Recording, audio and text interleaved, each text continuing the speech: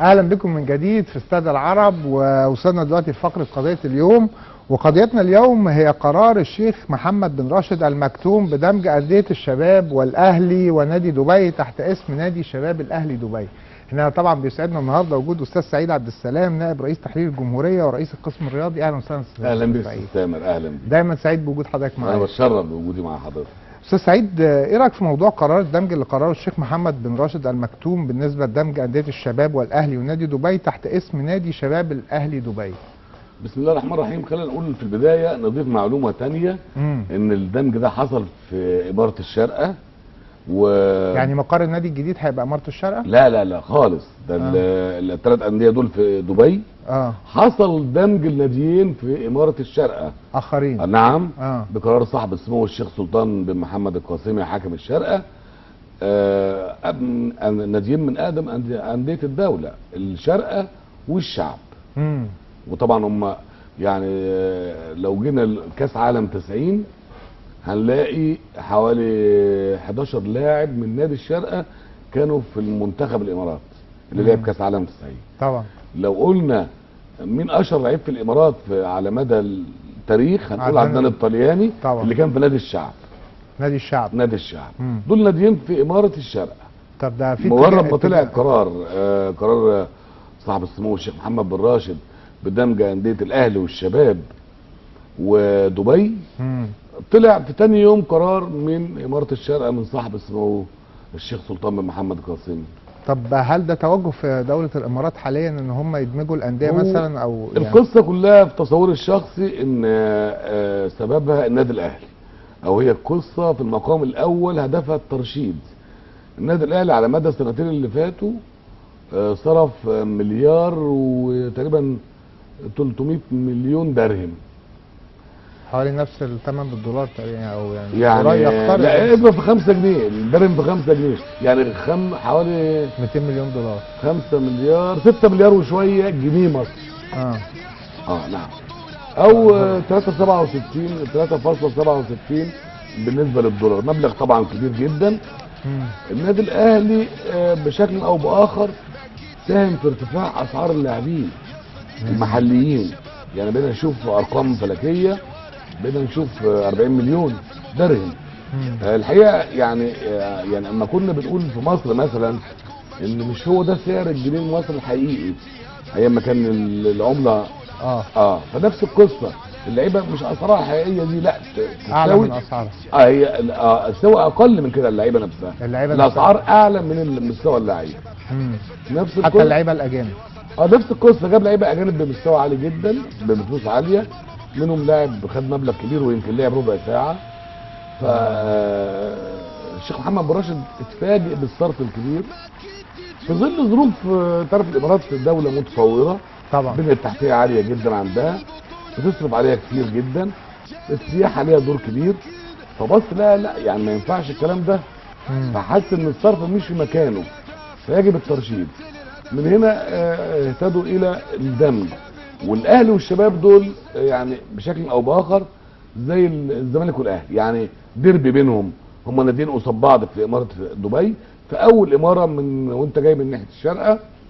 دايما في منافسه قويه بينهم. طبعا المنافسه دي انا كده يعني بهدم يعني تاريخ من المنافسات، ولكن ده حصل في اوروبا في بعض الانديه، في ايطاليا بيحصل يعني. لا انا عايز اقول لك يا استاذ تامر في حاجه مهمه جدا. النهارده المؤسسات الكبيره جدا في العالم بتندمج، يعني حتى البنوك صحيح بتندمج، بتكون قوه. طب انا عندي سؤال اعتراضي هاخدك لمصر بقى يا استاذ سعيد. نعم. يعني دلوقتي احنا عندنا مثلا انديه البترول اكتر من نادي، هل من الممكن يبقى نادي بترولي واحد هو على المستوى الدوري الممتاز، وبقيه الانديه يعني في بتروجيت وام بي واكيد انديه اخرى في درجات اخرى من الدوري تابعه للبترول؟ صحيح. يبقى نادي واحد يمثل منطقه زي السويس مثلا. نعم. وده يبقى ملك البترول، وبقيه انديه البترول تبقى لسن الشباب، بحيث نوسع القاعده الجماهيريه، قاعده اللاعبين من الشباب، ويبقى نادي واحد برضه ترشيدا للانفاق زي بما انه بيحصل في الامارات. الكلام ده كان مطروح حتى مع يعني ما بقولش نلغي بتروجيت مثلا لصالح انبي او انبي لصالح بتروجيت، ولكن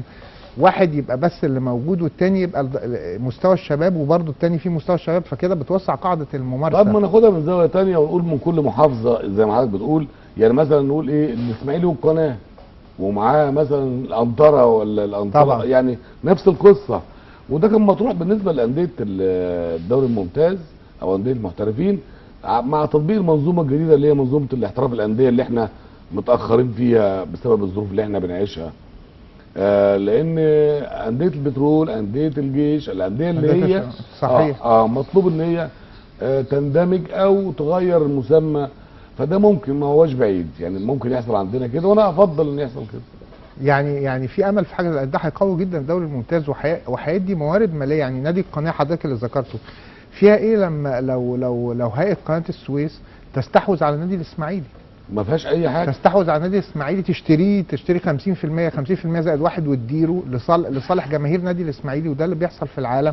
وبكده هتضمن موارد ماليه كبيره للنادي انت الاسماعيلي. بتتكلم على احتراف، احنا مش محترفين، احنا بنتكلم بمنتهى الصراحه. بس محترفين اسما بس على الورق، انما احنا ولا محترفين اداريا ولا محترفين كوره في الملعب.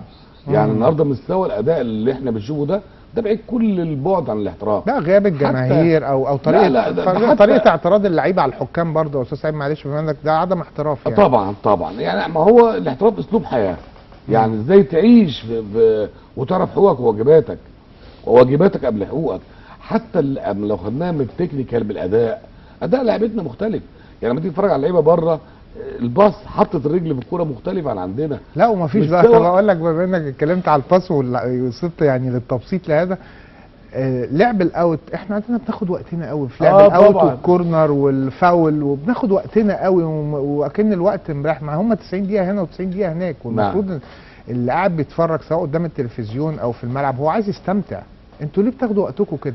هرجعك لحاجه جميله قوي الله يرحمه كابتن محمد لطيف، انه يقعد ربع ساعه يقول لك لسه في فتره جس النبض. ايوه مفيش حاجه اسمها في الكوره جس النبض. يعني انت عارف حتى من مرحله الاحماء لما تيجي بالنسبه لمعرفه كل مدرب للاعبيه وامكانياتهم الفسيولوجيه والبيولوجيه والتشريحيه، معروف ان واحد يعني بيعمل احماء 5 دقائق يبقى جاهز للماتش، يبدا على طول. واحد 10 دقائق يعمل احماء يبقى جاهز، واحد ربع ساعه. عشان كده تلاقي بره اللعيبه مش كلهم بيعملوا الاحماء مع بعض بتوقيت واحد او بنفس القدرات. بالتالي بمجرد ما الحكم بيصفر بتلاقي السرعه.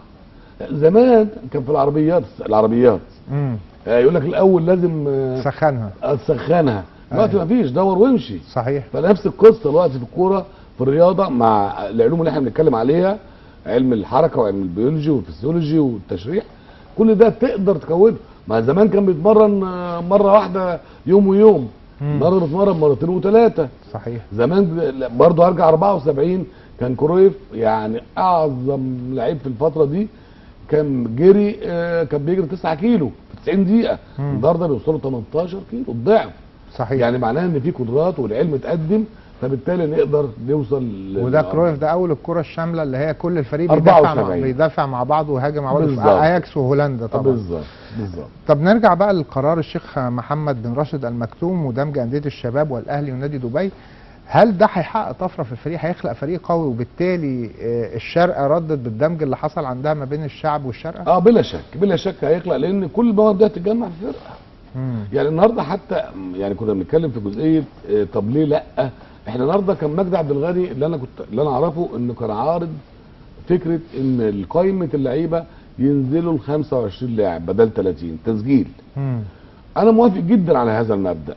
صحيح يعني قبلها اقول بسنه على اساس ايه في الشراكات للفرق اللي هي بتشارك في افريقيا ما يحصلش زي مشكله الزمالك لما بصوا لها نفسهم عندهم 7 أو 8 يعني كان فاكر القصه دي، وكانوا 11 ومش لاقيين احتياطي. لا قبليها اقول ان سنه دوري موسم 19 20 هنبدا 25 لاعب. ليه 25 لاعب مش 30؟ تمنع الاحتكار. النهارده الاهلي والزمالك بياخدوا اللعيبه ومش هيلاعبوا بس عشان ما يلعبش ضده يقعدوا عنده. فده اقتراح بنزول عدد المقيدين في كل فريق ل 25 لاعب. ده ممتاز، لانه بيدي فرصه ان انت عايز تاخد يبقى لازم هتسيب حد كويس، بالتالي يستفيد بيها انديه اخرى وهنا الدوري مستواه يعلى. يعني لما ابص الاقي النهارده الفرق بين اول وثالث دوري 10 نقط ولا 11 نقطه، واحنا في الامتار الاخيره من البطوله، ده برضو علامه استفهام كبيره. معناها ان المنافسه ما هياش مش موجوده.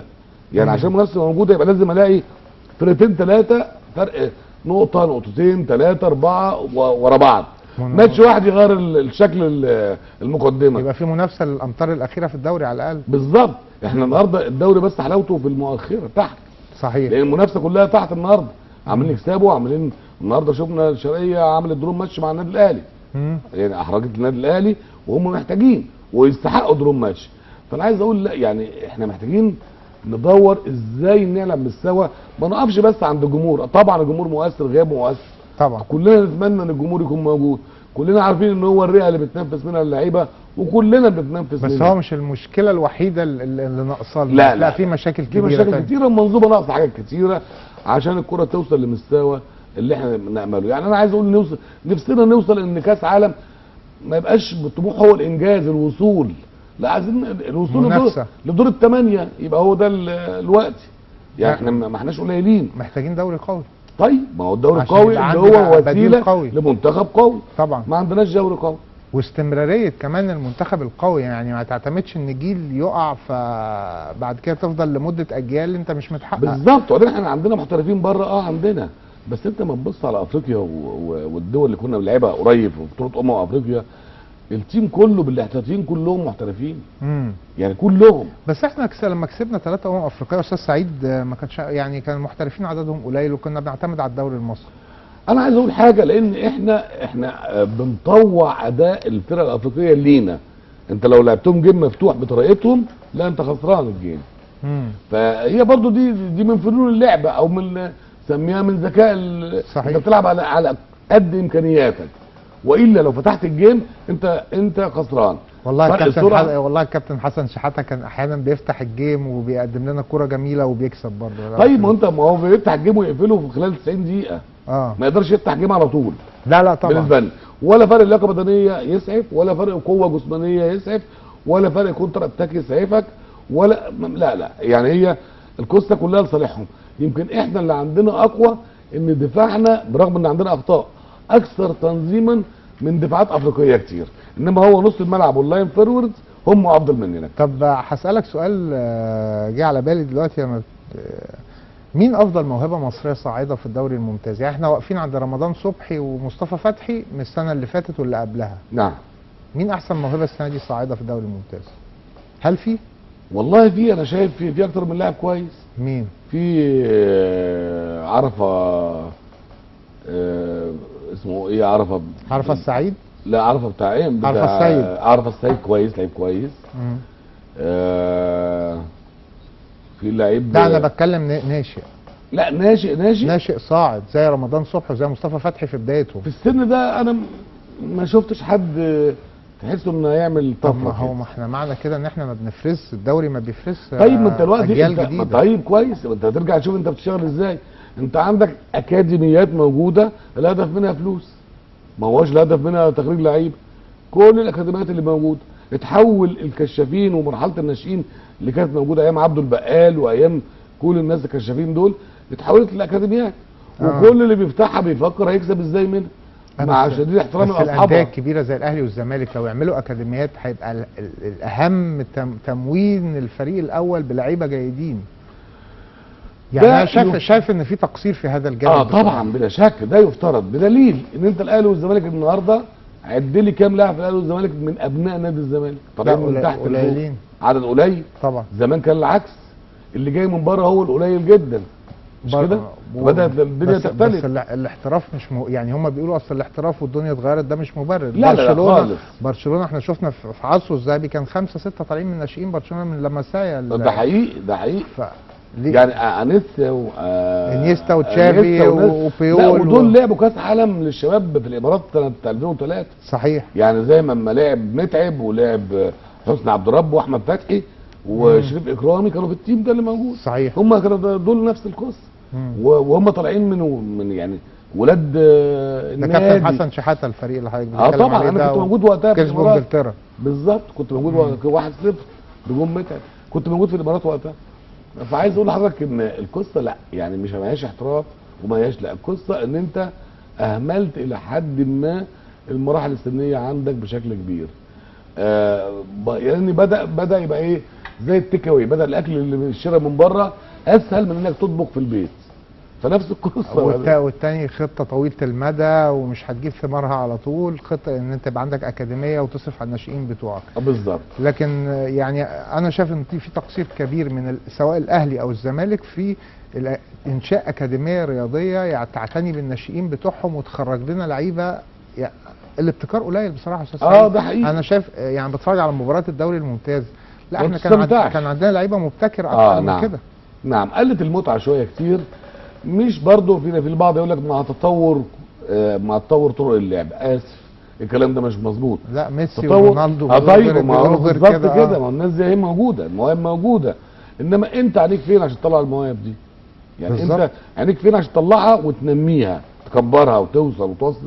يعني انت في فتره اما الناس كلها عارفه قصه ميسي، كان بني ادم ليه ظروف خاصه، وده كان عنده مرض طبعا اتعالج وتنمى وكبر وطلع ميسي اللي احنا عمالين نفكر بعد ما ميسي يبطل هنشوف مين تاني بعد. هنشوف كرة ازاي كده. ازاي بعد فتره بجد يعني. هو يعني فرنسا مطلع موناكو مطلع لعيب كويس قوي. مبابي ده صغير ماشي 18 سنه صغير لعيب كويس قوي. لعيب كويس قوي صحيح. فهو احنا برضو عوده برضو عشان هنختم لموضوعنا وهو دمج انديه الشباب والاهلي ونادي دبي في الامارات. احنا بنتمنى لهم طبعا التوفيق ونتمنى كمان يهتموا بموضوع ان ينشئوا اكاديميه رياضيه للناشئين بجانب النادي، لان دي بتبقى مفيده جدا للمستقبل. يعني في الامارات مهتمين جدا بالمراحل السنيه حتى على مستوى المنتخبات، يعني مهتمين بشكل اكبر مننا كتير. وانا كنت موجود وعايش شويه هناك وشفت الوضع قدامي. حتى منتخبات المراحل السنيه منتخبات كويسه وقويه. على مستوى الانديه نفس القصه، هم بيشتغلوا زي ما كنا احنا بنشتغل من بدري شويه. يعني هم محافظين على الحته دي.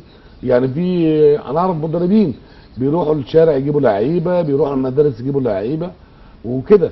عندهم مدارس هناك زي مدارسنا زمان، زي السعديه وزي واسعه فيها ملاعب. مدارس رياضيه فيها ملاعب. يعني المدرسه العاديه فيها ملاعب. بالظبط. طب اخيرا بما انك كنت متحدث اعلامي في الامارات. كنت مدير اداره الاعلام. مدير اداره الاعلام في الاتحاد الاماراتي. نعم. طيب شايف ان اثر هذا الدمج مفيد للكره الاماراتيه، وبما انه كمان هيمنعنا من ديربي زي الشباب والاهلي والشرقه والشعب برضه، هل هذا النوع من الدمج مفيد للكره الاماراتيه؟ لا، انا شخصيا اشوفه غير مفيد لسبب. لان توسيع القاعده اساس في النجاح او اساس في التفوق. يعني دايما حتى لما تيجي تقول ايه يعني اساس نجاح اي دوله او بيساعد الموارد البشريه. صحيح. ده مش موارد بشريه بس، لا ومستوى يعني عمر هذه الدوله شبابها. يعني اوروبا النهارده بتعاني، المانيا بتعاني لان كبرت. صحيح. المانيا ما عندهاش عدد. مصر جايه ليه 60% شباب من عدد السكان، فده بيساعد. لا، توسيع القاعده مهم جدا. ده بيساعد في يعني خلق اجيال جديده، خلق مواهب جديده، فرصه للاختيار اوسع. كل الكلام ده بيساعد. انا مش مع الدمج لا. استاذ سعيد عبد السلام نائب رئيس تحرير الجمهوريه ورئيس القسم الرياضي فيها، شرفتنا ونورتنا وكل سنه وحضرتك طيب. شكرا جزيلا استاذ، كل سنه وانت طيب. مشاهدينا انتهت حلقتنا النهارده من استاد العرب، نشوفكم ان شاء الله الاسبوع الجاي.